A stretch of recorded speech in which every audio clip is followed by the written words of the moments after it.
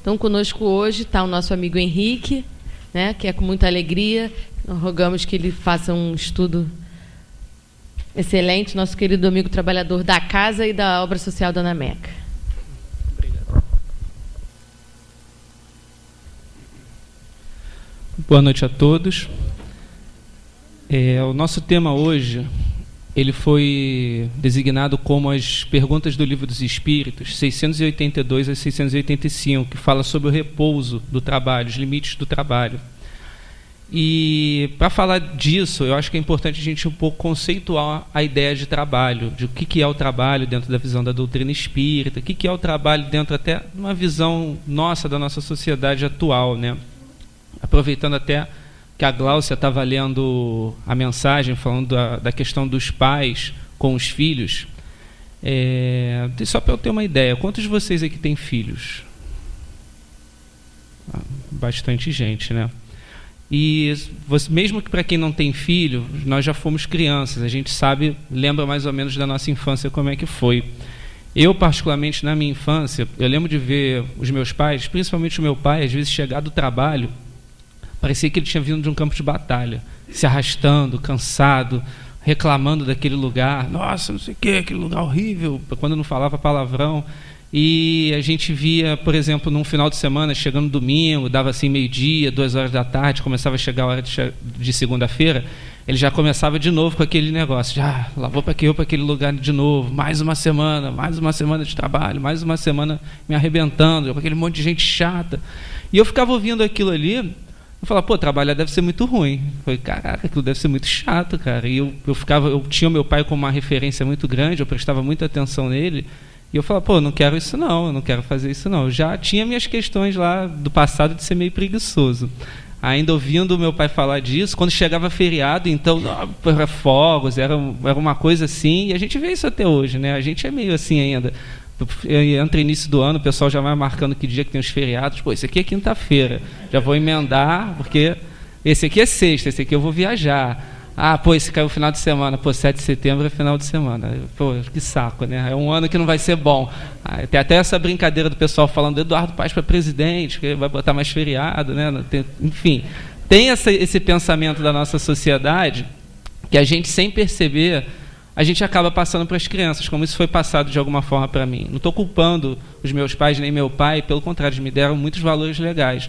Mas a gente percebe isso, porque a gente faz isso sem pensar. A gente encara o trabalho como uma coisa meio ruim. O ócio é legal. 4 dias em casa, 2 dias de feriado é legal. Pô, bacana. É legal descansar, a gente trabalha, mas a gente encara isso como se o trabalho como se fosse uma prisão. E eu via, ele chegava de lá morto, arrasado. Tudo bem, são 2 horas para ir, 2 horas para voltar. Tem uma série de questões de pessoas que são um pouco complicadas da gente lidar. Às vezes a gente não trabalha com aquilo que a gente gostaria, mas isso não veio ao caso. O caso é que aquele ali é o nosso ganha-pão e a gente podia ter uma outra forma de encarar aquilo, né? Mas não é o que acontece. A gente vai passando esses valores para as crianças e as crianças crescem e a gente vai passando isso de novo, de que trabalhar é chato. E não é uma questão só do Rio de Janeiro, do Brasil, não. Isso é uma questão do mundo inteiro. Qualquer lugar que você vá, as pessoas acham legal ficar em casa. O bom é não trabalhar, o bom é não fazer nada. E, em determinado momento das nossas vidas, quando a gente vem até a casa espírita ou tem algum conhecimento da doutrina espírita, a gente começa a ouvir falar do trabalho. Que o trabalho é importante, que a gente precisa trabalhar, que a gente precisa se movimentar, a gente precisa ter alguma atividade no bem. E, em alguns casos, o cidadão chega até aqui, passa pelo cara do atendimento fraterno, e ele fala para ele, você tem que trabalhar. Aí o cara, poxa, mas eu já trabalho no meu trabalho. Às vezes o que me trouxe aqui foi a questão do trabalho. Eu vou ter que trabalhar mais um pouco ainda.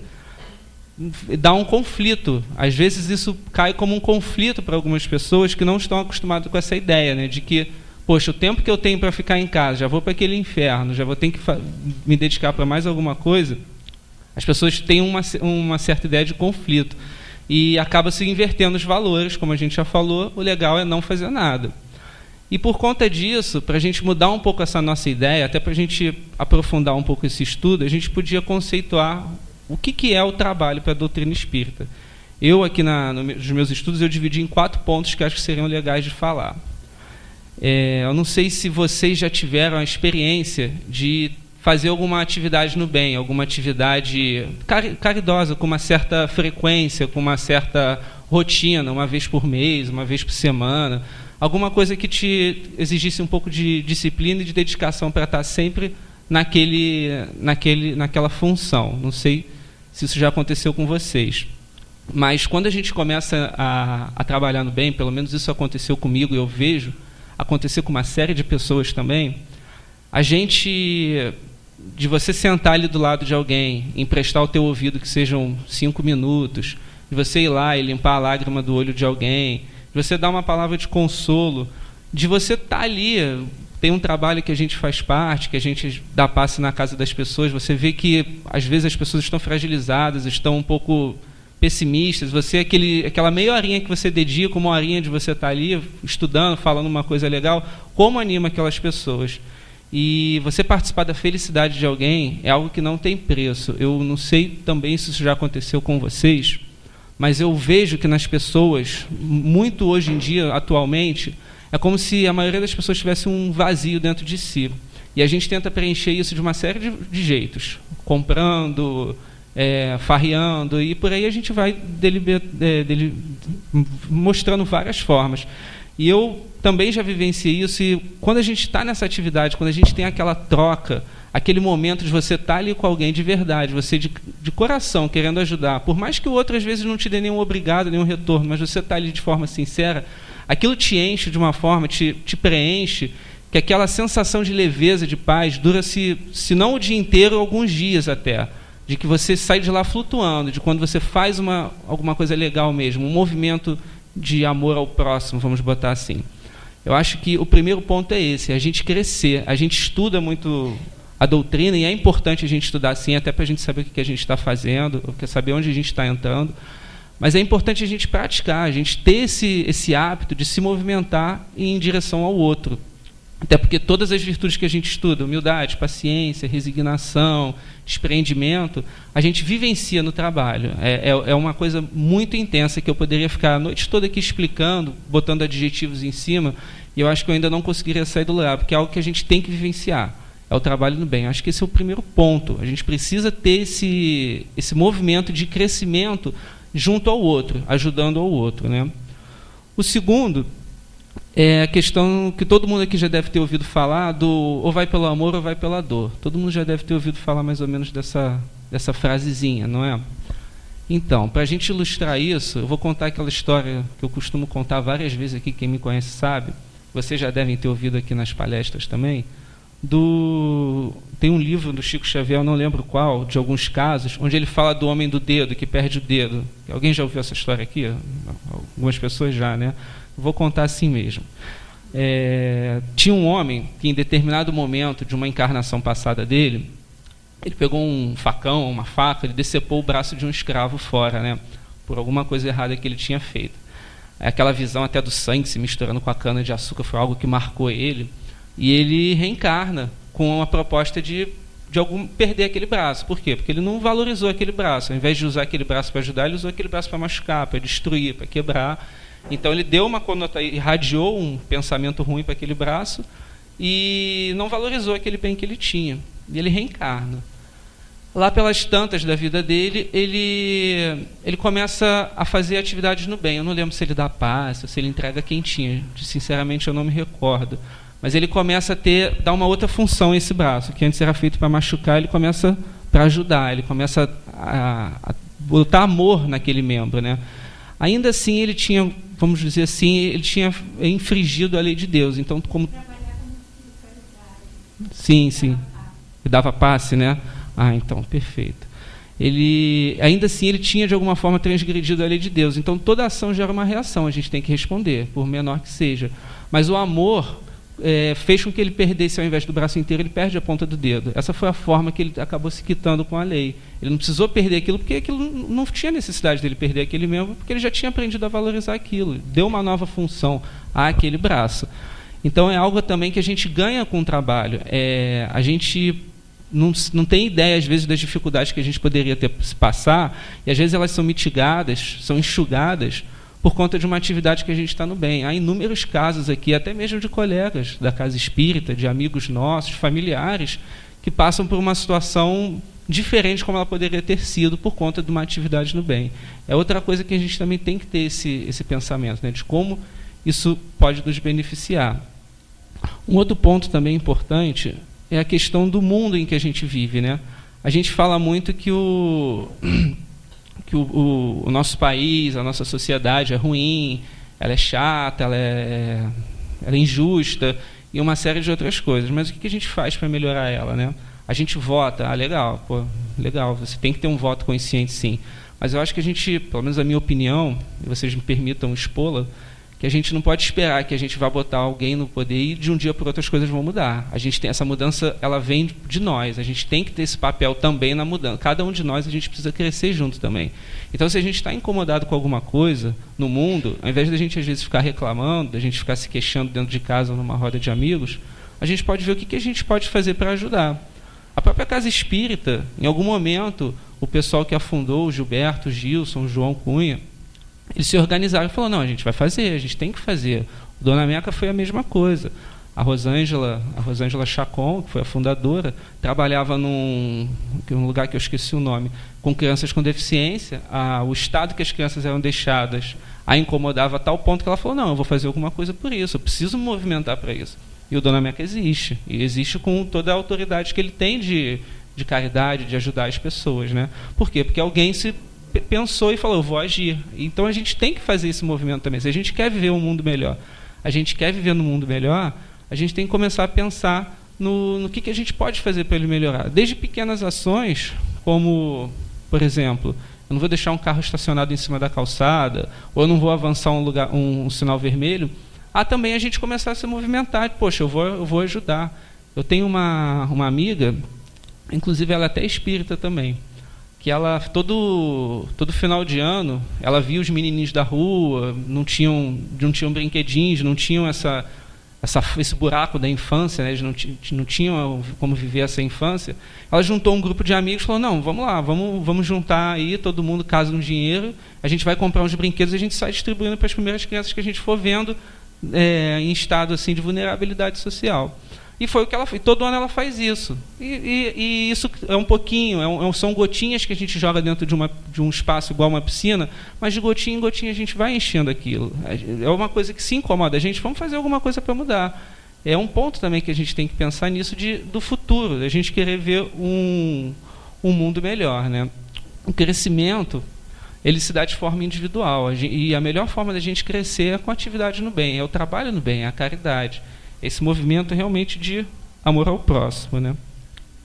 Em vista disso, pessoal, a gente vai vendo como o trabalho ele vai agindo de uma forma assim, diretamente dentro do nosso mundo, da nossa rotina, né? É algo que a gente não pode fugir. A caridade ela é como se fosse uma sine qua non, né? Uma sem a qual não há, da gente crescer. A gente precisa começar a mudar um pouco esse enfoque de que o trabalho é ruim, de que o trabalho é complicado. E a gente vai, dentro disso, a gente vai vendo assim, dentro da nossa casa, o que a gente pode fazer em relação a trabalhar também, né? Porque a gente estava vendo a questão do repouso do trabalho. Às vezes, voltando àquele ponto, a gente chega em casa um pouco cansado, desanimado, e encosta lá e fala, poxa, eu já trabalhei o dia inteiro, já trabalhei minhas 8 horas, mais 2 ou 3 ou 4 horas de trânsito, eu não quero fazer nada, eu quero ficar aqui na minha, porque me é cansativo estar aqui, né? E às vezes a outra pessoa, o outro cônjuge, que está ali cansado também, está querendo descansar, e a gente deixa tudo para ele. Normalmente tem isso um pouco, né? O homem tem essa questão de, não, cheguei em casa, agora eu vou ver televisão. A mulher está, às vezes, trabalhando também, né? Não, ela passa lá, ela lava, ela tem que fazer aquelas coisas todas, né? Ela tem que limpar e tudo mais. E a gente acaba sobrecarregando um para deixar o outro, vamos dizer assim, tranquilo, né? Infelizmente, são coisas que acontecem. A gente vê isso nos trabalhos também, né? Tem, às vezes, aquele cara que é mais aplicado dentro da empresa, ou que acaba trabalhando mais, e o pessoal fala, deixa que fulano faz, fulano gosta de trabalhar, então deixa que ele se resolve lá. E a gente vai jogando aquilo em cima do outro, né? Vai tirando o corpo fora. E o cara vai ficando cheio vai ficando cheio de coisa em cima das costas, não vai aguentando. Aí a gente pensa até no tema da nossa palestra, né? De que essa questão de você botar peso nas costas do outro, o limite do trabalho, né? O que é o limite do trabalho para tanto para o outro quanto para a gente mesmo? Eu mesmo, quando eu cheguei na casa espírita, eu queria tirar o meu tempo perdido. Então eu comecei a buscar o máximo de atividades que eu pudesse me inserir. Foi passe, foi estudo, foi curupaiti, foi trabalho de quentinha. E chegou um momento em que depois na época eu fazia faculdade, depois que acabei sendo contratado, meu emprego remuneratório, eu não consegui dar conta de tudo. E eu tive que diminuir. Mas na época eu tinha, não sei, 30 horas semanais livres, 40 horas semanais livres, e eu podia fazer aquilo. Mas depois a coisa mudou um pouco. E aquela era a minha realidade. E cada um de nós tem a nossa realidade. Porque a gente vai pegar, às vezes, um camarada que ele tem 20 horas livres e ele dedica 8 para a casa espírita. Mas às vezes tem aquele cara que tem 10 horas livres e ele dedica 6. Pelo menos na minha percepção, o que tem menos horas livres, mas que dedica quase tanto o outro, ele está se dedicando mais do que o outro que tem aquele tanto de horas lá e está dedicando apenas a metade. Então, essa questão dos limites do trabalho, de quanto a gente pode fazer, é uma questão individual para cada um. Claro, para a gente chegar nesse ponto da gente se conhecer a esse ponto, a gente tem que ser muito honesto com a gente mesmo. A doutrina espírita, ela faz um convite o tempo todo à autopercepção, a gente se perceber, a gente se estudar. Por isso que isso aqui é importante. E eu acho isso aqui muito genial, a gente botar isso daqui, porque cada livro que a gente vai estudando, cada página que a gente avança dentro de um estudo, a gente vai se identificando dentro das histórias, ou a gente vê aquelas virtudes que são apontadas ali, e a gente vai se identificando ali, a gente vai se conhecendo mais. E esses apontamentos que tem dentro da doutrina, a gente vai aplicando eles ao longo do dia, da nossa rotina, e a gente vai se estudando num cara que fecha a gente na rua, num cara que xinga a gente, ou num familiar difícil. A gente vai se percebendo, a gente vê as nossas tendências ali, e entre outras coisas também, as nossas virtudes, as nossas inferioridades. Mas é importante a gente ser honesto com a gente mesmo. O que eu posso fazer? Será que eu estou fazendo o que eu podia? Será que eu dedico o meu tempo da forma que eu poderia? Será que eu tô fazendo tudo aquilo que dá para fazer mesmo? Ou eu estou fazendo só um pouquinho? Ou eu faço quase nada? Ou eu faço muito? Entendeu? Uma coisa que a gente às vezes esquece, todos nós, né? Os espíritas menos, mas também de que a gente está aqui no mundo. Não é só para brincar, não é só para se divertir. Essas coisas são importantes. Eu gosto de me divertir, minha esposa que o sabe. Gosto de assistir lá o meu seriado, gosto de ver de vez em quando o meu jogo de futebol, gosto de mexer lá no computador de vez em quando. Eu acho que é lícito, contanto que a gente não se prejudique, a gente não tem uma forma de brincar assim que acabe sendo nociva ou para os outros ou para a gente. Sei lá, vou ficar tacando amêndoa na cabeça dos outros, igual eu fazia quando era pequenininho. Pegava amêndoa de amendoeira e ficava tacando nos outros. Aí realmente eu acho que não é legal. Mas uma coisa assim saudável, eu acho que é lícito. A gente tem que brincar, a gente tem que se divertir, sim. Mas a gente também está aqui para crescer. A gente está aqui, a gente não é desse mundo, mas a gente está aqui. Entendeu? Então a gente vem para cá, a gente reencarna com o propósito de crescer e a gente meio que se desvia um pouco disso por uma série de questões, sempre culpa nossa. Tem até aquela classificação que o pessoal brinca, que tem o espírito completista, que ele faz tudo aquilo que ele se prontificou a fazer, tem aquele que faz a mais do que ele disse que ia fazer, como foi o caso do Chico Xavier, ou daquele homem também que tem aquele filme baseado da lista de Schindler, né? Que segundo contam não era para ele ter feito aquilo não, ele fez mais inclusive do que ele tinha se prontificado a fazer. E tem a maioria de nós, que são os espíritos que não completam a tarefa toda, né? A grande maioria de nós ainda é assim. O cara às vezes marca 100 lá, chega a 70, 80, 25, 10. Então é algo para a gente pensar nisso, né? De como eu... 90, Alex? O Alex falou que ele faz 90. Mas para a gente pensar, aí volta de novo aquela autopercepção. Será que eu posso fazer tudo o que eu estou fazendo? Como é que eu estou usando do meu tempo? O bem mais valioso que a gente tem não é dinheiro, não é habilidade, é o tempo. É igual para todo mundo, tanto para o cara lá que está dirigindo uma empresa riquíssima, como para o que tá ali no trabalho mais simples de todos. Isso é uma coisa até que o pessoal de diretoria de empresas, os grandes empresários, está vendo que o tempo é algo que eles têm de valioso e eles nem sempre aproveitam bem. E a gente também não, né? Pois o próprio feriado, poxa, tudo bem, é lícito descansar, eu também descansei hoje, mas como é que a gente vivencia esse descanso, né? Até a forma da gente brincar, da gente se divertir, é às vezes um pouco desequilibrada, vamos assim dizer, né? Eu e a minha mulher, a gente assistiu um seriado que falava de zumbi e tudo mais, que alguns de vocês já devem até saber qual é, e a gente via aquilo com uma certa frequência. Mas depois de um tempo, aquilo começou a fazer a gente ficar mal. A gente via aquilo e ficava mal. Eu falei, caraca, toda vez às vezes a gente sai da casa espírita, bota lá no seriado e tudo que a gente ganhou a gente joga fora, a gente perde. Então, será que está valendo a pena isso? A gente está vendo um negócio que era para ser legal e está deixando a gente pior do que a gente estava? Então, é algo para a gente repensar, essa forma que a gente... Pois é, ainda tem isso também, né? Uma antecipação do que você pode encontrar. E é algo complicado também, né?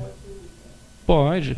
O cara às vezes está lá de segunda a sexta na casa espírita, não, sábado é meu, ninguém encosta. Aí vou aloprar, aí fio o pé na jaca para segunda-feira recomeçar, aí volta do zero, aí está achando que está fazendo alguma coisa. Às vezes até está, né? Porque é sempre bom, qualquer atividade no bem é válida, por mais que a gente tenha outros hábitos. Mas, como nós somos espíritas e os espíritas estudam, ou pelo menos deveriam estudar, a gente tem que começar a pensar nisso, né? Voltando àquele ponto da autopercepção, de se conhecer, saber das forças, saber dos limites, vem um outro ponto que eu acho que é importante, é da gente saber dizer não. O que é o não, né? Uma vez o Gilberto me chamou, muitos anos atrás, quando eu comecei aqui na Casa Espírita, para fazer o preparo, igual a Gláucia fez. Ele, Henrique, eu acho que você está pronto para fazer o preparo. Eu, não, que isso, eu não tenho capacidade para isso, isso é muito grande para mim. Ele vai, não, Henrique, vamos lá, faça isso. Não, eu vou te dar a resposta semana que vem. Aí fugi dele durante aquela semana toda, né? Aí quando eu encontrei, eu falei, não, Gilberto, não dá não, deixa para outra. Aí eu fiquei pensando nisso ao longo do tempo e vi. Eu sempre gostei muito de estudar, doutrina espírita, inclusive, e eu falei, poxa, eu tinha condição de fazer aquilo, por que eu dei aquele não? Porque eu estava com medo. Eu estava com medo de vir aqui na frente e falar besteira. Falei, poxa, é uma questão mais de minha vaidade, de um orgulho meu, de mostrar que que a gente é frágil, que a gente pode errar, que a gente tem esse direito e vai acontecer, do que eu não estou pronto para um trabalho. Aquilo ali foi um não meio desonesto, foi um não assim, não foi válido. Tem os nãos que realmente existem. Por exemplo, você está no seu trabalho, aqui na palestra, o pessoal chega, pô, Henrique, tem como você dar um help ali, dar um passe lá na casa do cara? Pô, não dá, hoje eu tenho um compromisso lá no Eurípides, hoje eu não posso. Ou tem algum outro compromisso que que é de importância válida ao longo da semana, em outro ponto, em outro foco de atuação nosso. Eu não sei, isso quem tem que mensurar são vocês. Entendeu? Não dá para a gente analisar aqui situação por situação, dizer o que é certo e o que é errado, porque isso seria até injusto da minha parte. Cada um sabe de si, cada um sabe as cargas afetivas que a gente coloca em cima de cada evento. Então não é justo a gente ficar apontando, isso aqui, a Kátia podia ter feito aquilo, a Beth aquilo. Não, isso aí quem tem que decidir e mensurar são vocês. Por isso, mais uma vez, sob a luz do estudo, sob a luz do autoconhecimento, a gente vai vendo. Mas o não é algo importante, sim. A gente tem que saber trabalhar um pouco isso, né? De dizer o não, quando esse não é um não honesto, é um não sincero, a gente saber se colocar. E isso o espírita, às vezes, tem um pouco de dificuldade, né? Porque o espírita confunde humildade com passividade, em várias ocasiões. Não, sim, eu vou fazer, não, é legal. Às vezes o cara não quer fazer, ou não está pronto para fazer. Pega um trabalho que ele sabe que não vai dar conta. Aí se enrola as pernas, ele não consegue nem fazer o trabalho, nem conseguir dizer o não, ele fica lá no meio, boiando, entendeu?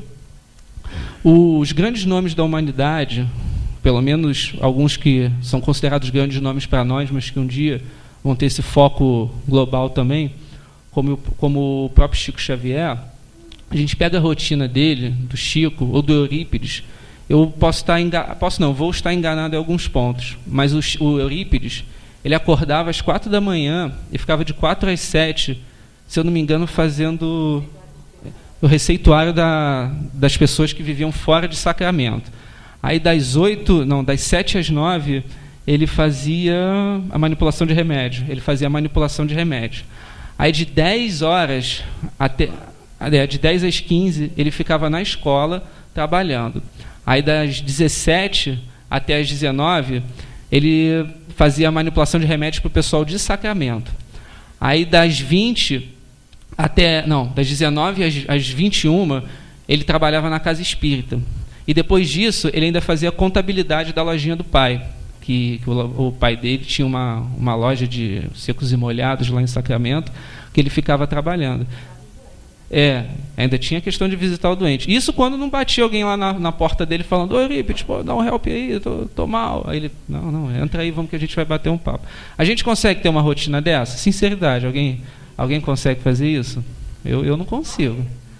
Eu não consigo. 4 horas de sono. 4, 5 horas no feriado. Entendeu? Pois é. Então, é uma rotina cansativa. Chico Xavier, poxa, a gente viu o filme, Chico Xavier é mais contemporâneo nosso, a gente conhece um pouco de Chico Xavier. O cara só trabalhou, o cara só atendia os outros. Tem até uma brincadeira no filme que o pessoal fala: "E esse piano aí você toca?" Ele: "Não tem tempo para aprender a tocar piano." Era uma rotina assim incansável. Tem até uma história que o Gilberto contou de que ele estava uma vez indo para um casamento, quando ele estava psicografando Paulo e Estevão, e ele indo para o casamento todo arrumadinho lá, na sexta-feira à noite, e Emmanuel aparece para ele: "E aí, não vamos psicografar hoje não?" Ele fala: "Pô, hoje é o casamento, né? Eu estou indo." "Mas não é o trabalho, a gente não tem que psicografar isso? Eu e os outros espíritos a gente está esperando." Aí ele ficou assim, pegou e voltou para casa e foi fazer aquilo. Ele não conseguia nem ter dar esse direito de poder se divertir. Mas por quê? Uma questão de disciplina, de comprometimento de trabalho. A gente consegue fazer isso? Não, eu não consigo, ainda não consigo.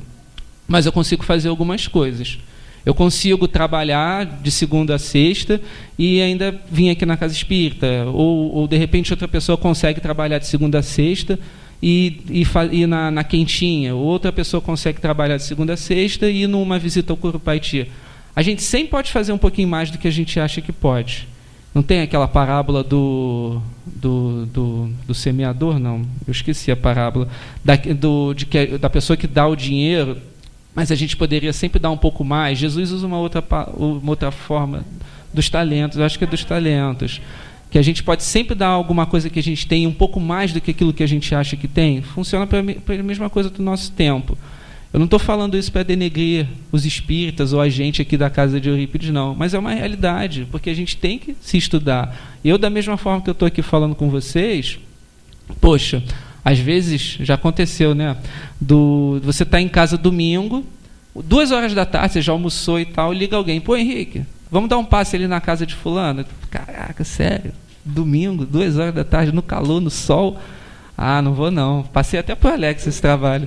Eu falei: "Não, deixa que o Alex faz." Falei: "Não vou não. Perguntei para o Carlos se ele podia. Não tem outra pessoa para ir, não?" Eu tirei o meu fora. Dava para ir? Dava para ter ido. Mas a gente fica muito naquilo de: poxa, hoje não, estou cansado, é complicado. Enfim. Oi?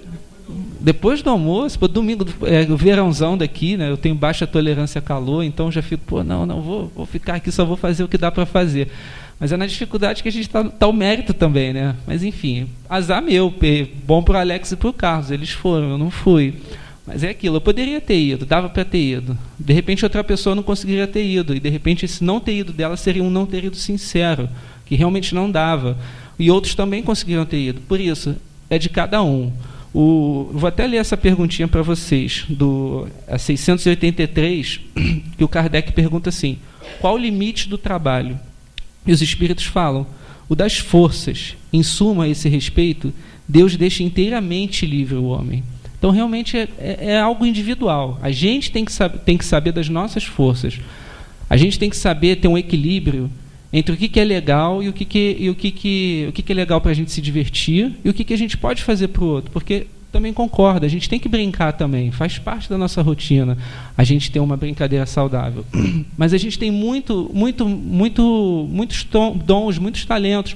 Cada um de vocês aqui, eu tenho certeza que tem alguma habilidade que às vezes difere do outro. Um é bom em escutar, um é bom em falar, um é bom em ensinar, um é bom em trabalhos de mais de força, um tem um olhar assim um pouco mais detalhado. Cada um aqui tem um talento. Não tem essa de que eu não sirvo para nada. Isso é uma falsa modéstia, desculpa. A gente é aquilo de novo, do você tirar o corpo fora. Eu não quero fazer porque eu vou fazer errado ou porque não me convém.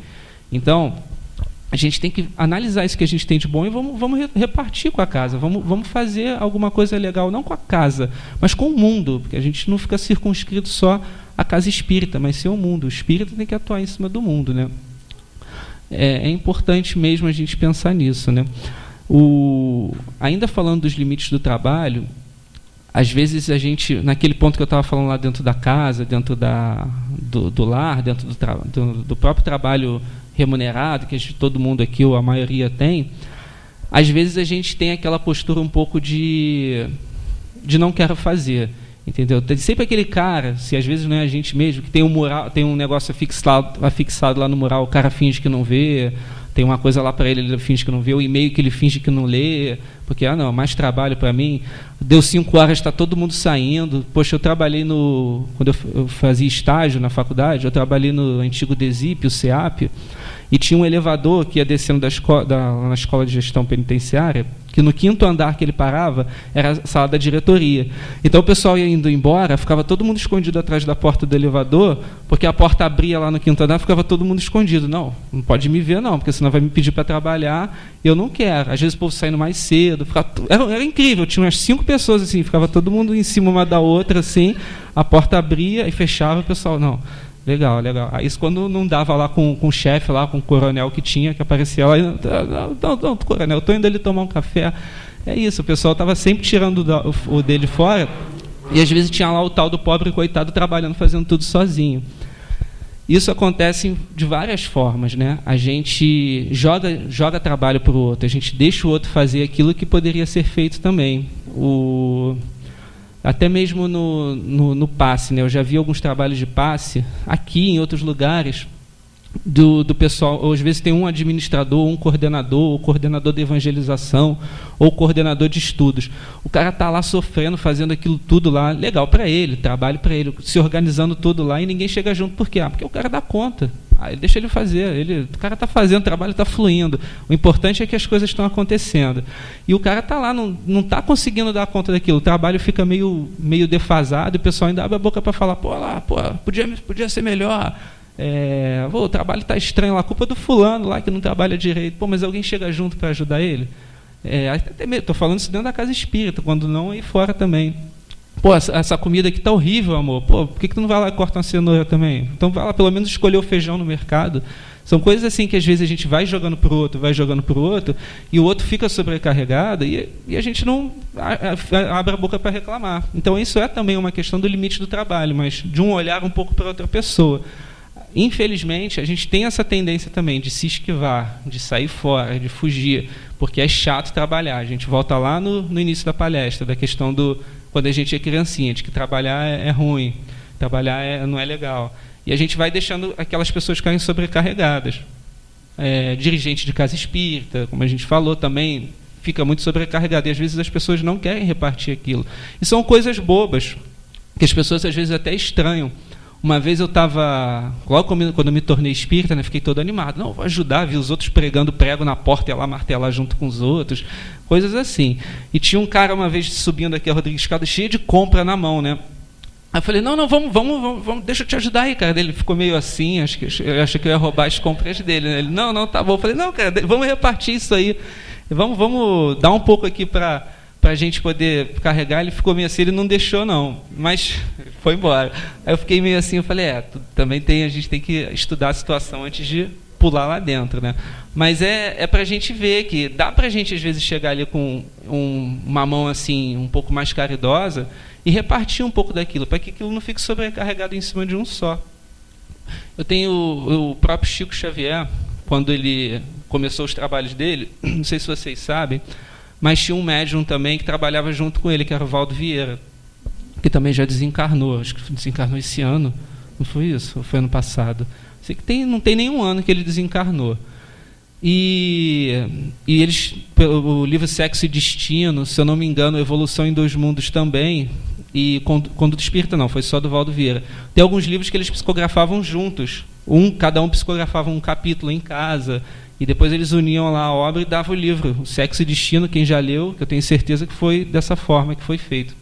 E quando o Valdo Vieira se afastou, que ele rompeu com a doutrina, o Chico ficou, poxa, caramba, quanta coisa vai estar em cima de mim, quanta coisa eu vou ter que fazer sozinho. Os espíritos foram consolá-lo, e ele, quando os espíritos até apareceram, falou: Chico, você não está sozinho.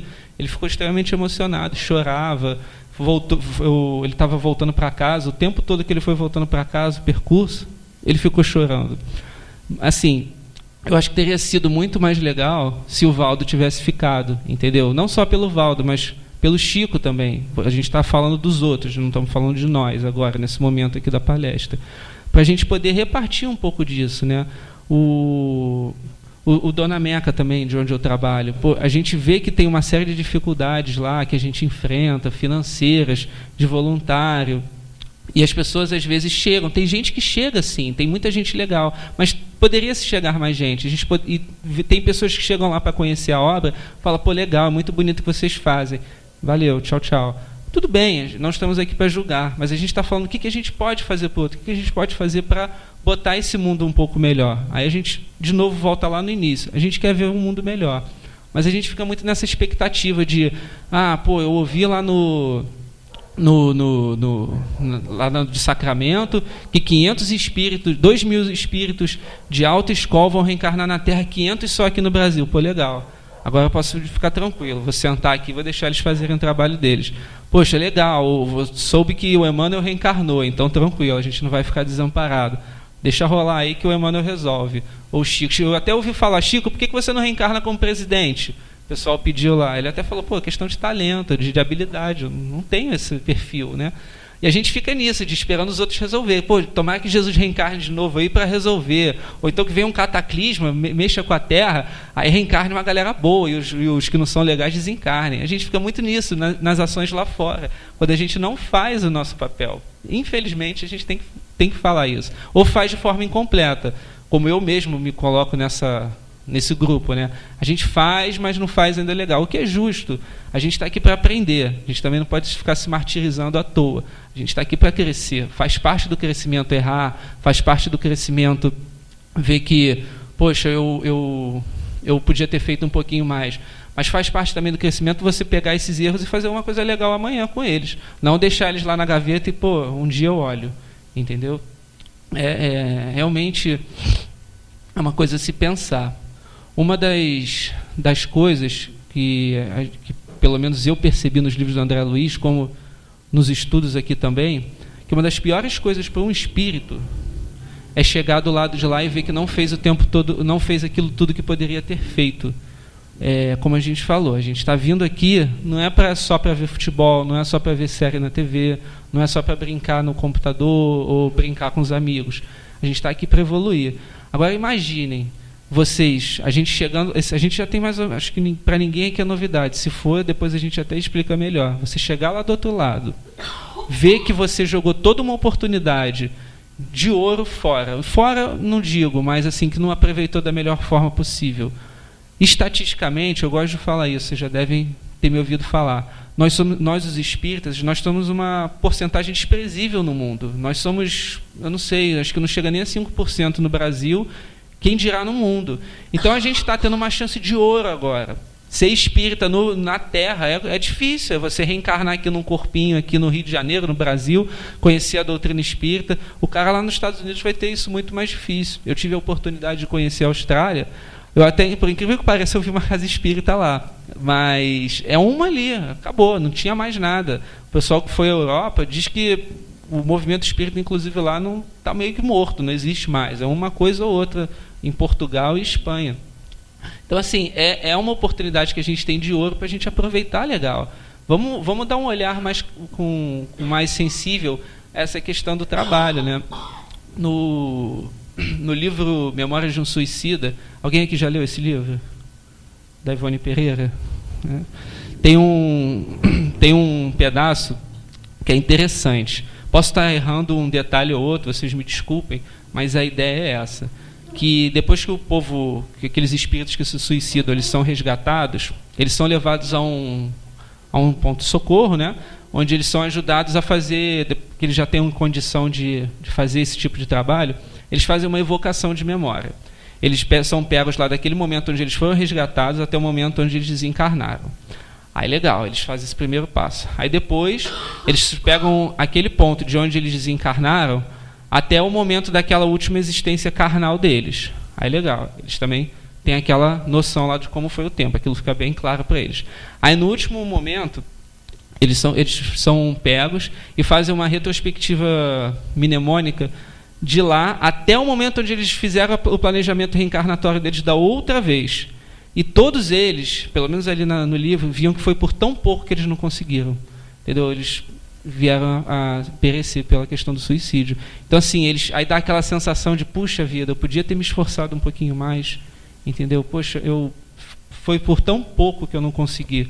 E aí eu fico imaginando a angústia que deve ser a gente chegar lá e ver que foi por tão pouco que a gente não conseguiu, entendeu? Deve ser uma coisa dolorosa. Mas a gente tem aqui a chance agora de fazer isso diferente. A gente tem a chance aqui de mudar um pouco essa história e chegar lá do outro lado, não sei se completista, mas pelo menos uns 70%, 80%, 90%, como disse o Alex. Não é? Não sei. Quem dirá? Se a gente está aqui, a gente pode fazer os 100, né? Depende da gente. E ter esse olhar sensível perante ao outro, de que são coisas bobas que a gente pode ajudar o outro a fazer dentro de casa. Mais uma vez eu vou falar da questão do lar, que eu acho que é muito importante a gente mudar esse olhar no lar. Hoje em dia, eu não tenho cabelos brancos ainda, mas eu escuto muitas histórias do pessoal com um pouco mais de idade. Isso era muito mais diferente. A mulher ficava muito mais no trabalho de casa do que o cara, do que o homem. Hoje em dia isso está um pouco mais equilibrado. Mas por conta disso, a mulher continua com as atribuições dela de esposa, do lar, né? Assim dizer. E o homem nem sempre ele chega junto nesse sentido. Mas são coisas bobas. A minha mulher que o diga, né? Eu falo que eu sou o louceiro lá de casa. A louça é comigo. Qualquer coisa que for. Tirando hoje aquelas almôndegas que eu não tirei, né? Mas eu ficou grudado assim, eu falei, pô, depois eu limpo isso aí. Mas são coisas bobas que a gente faz, que a gente pode, poxa, ser uma gentileza tão simples, que pode parecer boba ou cansativa. A gente vai ficar ali, sei lá, 10, 15 minutos lavando uma louça, ou 20 minutos lavando um chuveiro, ou meia hora para mim, que me enrolo lá lavar banheiro. Mas assim, são coisas bobas que a gente dá não só uma qualidade de vida para o outro, assim, mais tempo para o outro também, como a gente também vai lá e faz alguma coisa útil para a gente também, né? Toda atividade útil é trabalho. Os espíritos conceituam isso. Você está lá cuidando de um jardim da casa espírita, o jardim, ninguém presta atenção. É ocupação útil? É legal para alguém além de você? É caridade. Né? Trabalho é qualquer ocupação útil. Alguma coisa além do que beneficie você próprio é caridade. Poxa, eu estou enchendo a aguinha de copo, é caridade. Eu tô ali entregando o panfleto na porta da casa espírita, é caridade. Estou dando passe, é caridade. A gente tem esse pouquinho que a gente acha que é bobo, é muito válido. A gente pega esse chão aqui que é feito de azulejos, pô, se eu arranco um só, já fica uma coisa feia, vai todo mundo estranhar. Para a gente ver como um só faz a diferença. O conjunto todo é harmônico, mas se você tira um, já não é a mesma coisa. Você vai tirando, vai piorando. Por mais que a gente seja um azulejozinho só, ou uma gotinha, é importante a gente ter esse olhar de, poxa, eu vou fazer alguma coisa pelo outro, eu vou ajudar minha esposa dentro de casa, ou vou ajudar para quem é mais jovem, quem mora com os pais, alguma coisa assim, poxa, vou chegar junto, vou fazer alguma coisa legal lá para os meus pais, ou, de repente, eu escuto muitos casos assim, às vezes a pessoa tem uma pessoa enferma na família, um tio, uma avó, uma mãe, aí deixa tudo naquele irmão que se vira, aquele irmão que faz sozinho. Vamos chegar junto, vamos ajudar também, vamos perguntar se ele não precisa de alguma ajuda. É uma coisa que a gente não tem o hábito também, de perguntar se o outro precisa de ajuda. Às vezes a gente chega até a casa espírita também e fala, poxa, eu quero ajudar. Aí me deram um trabalho, eu fico naquele trabalho lá legal. Tudo bem, ótimo, é muito bom a gente trabalhar. Mas aí a gente fica esperando, às vezes, a oportunidade de chegar, a gente se acomoda, a gente espera a oportunidade de chegar a gente. Pô, vou esperar alguém bater lá na minha porta pedindo comida, eu vou dar para ele. Pô, se alguém vier no meu carro pedir moedinha, eu vou dar. A gente tem que fazer a oportunidade acontecer também. entendeu? Igual foi com Dona Meca, igual foi com a casa de Eurípides, igual foi com uma série de outros lugares dignos aí, que a gente vê que funcionam. E, para encerrar, eu até queria contar uma historinha para vocês, que eu soube, num grupo de estudo que eu participei aqui na casa, que aconteceu, não foi aqui na casa não, tudo bem? Mas eu achava até que tinha sido aqui, mas não foi aqui não. Tinha uma reunião mediúnica para acontecer. Os médiuns já estavam reunidos, a aguinha estava bonitinha, os livros lá na frente de cada cadeira, todo mundo se preparando para fazer a reunião de trabalhos da noite, né? Eu não sei se vocês sabem mais ou menos como funciona uma reunião mediúnica, mas a mesa fica assim, as pessoas sentam-se à volta, tem uma água para o pessoal beber, e os livros que normalmente são lidos para preparo, ou às vezes até dentro de uma situação que possa acontecer ali.